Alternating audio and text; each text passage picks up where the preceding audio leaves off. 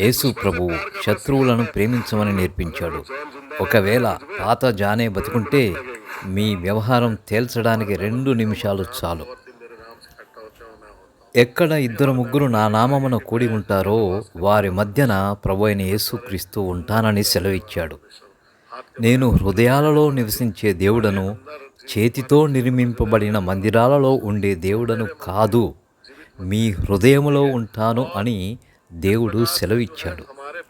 So నా హృదయమే జీవిత మందిర్, దేవుడు జీవించే మందిరం.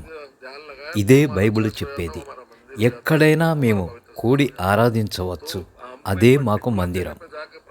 ఎక్కడో ప్రత్యేక స్థలానికి వెళ్ళి ప్రార్థన చేయాలనే నిబంధన లేదు. సిలోయం ప్రేయర్ టవర్ 40 సంవత్సరాలుగా నడుస్తుంది. ఈరోజు దానిని ఆపడానికి మీరెవరు? ఇక ధర్మాంతరణ అంటారా, బలవంతపు మతమార్పిడి అంటారా? ఏదైనా ఉంటే అలాంటిది వ్యవస్థలు చూసుకుంటాయి. మీరెవరు చర్చిపై దాడులు చేయడానికి?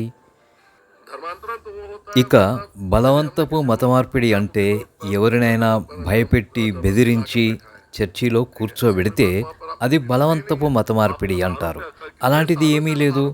సంవత్సరాలుగా ఇదే ఆరోపణ, కానీ ఒక్క కేసు చూపెట్టలేరు బలవంతపు మతమార్పిడి చేసినట్లు. సిగ్గుపడాలి మీరు ఈ ఆరోపణలు పదే పదే చేస్తున్నందుకు. ఎవరు మారినా వారంతా స్వచ్ఛందంగా మారిన వారే. అలాంటి వారిని మీరు అది ఇది అని తిడుతూ ఉంటారు.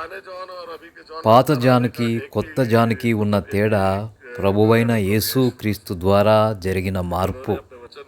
నేను జైల్లో ఉన్నప్పుడు ఒక వాక్యం చదివాను.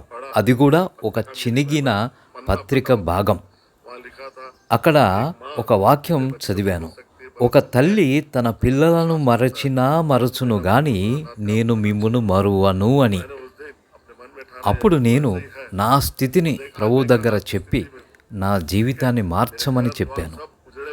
ఆకాశ వాకిండ్లు విప్పి పోషించే దేవుడు అని వాక్యం సెలవిస్తూ ఉంది.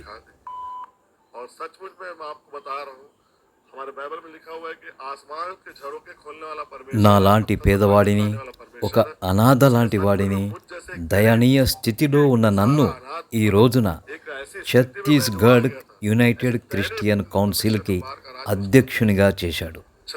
ఇదంతా కేవలం ప్రభువైన యేసుక్రీస్తు కృప మాత్రమే. ఆయన ద్వారానే ఇది సాధ్యమయ్యింది.